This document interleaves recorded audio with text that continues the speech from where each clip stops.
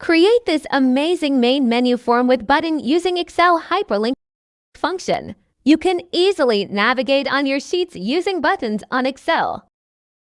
Come and join to learn this simple Excel trick. To start, create your own formatting by adding header, title, footer, and your company logo. Then add button by going to Insert tab and select rectangular shape. Format the shape color, size, and font. You can enhance the format of button by going to Shape Format and select Shape Effect. Then select Preset. Next, copy the button based on your available sheets.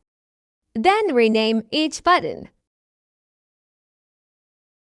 Right-click on the button and select Link. Click Placed in this document and select the invoice sheet. Repeat this step on all available buttons. Let's try if all links are working. Next, we will add a Home button on all worksheets. Go to Insert tab and select Icon. Type Home, then select your preferred icon.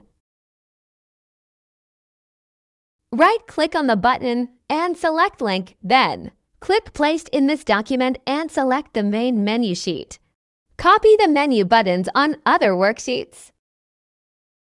We have now created this amazing main menu and button. Like, share, and follow for more Excel tricks.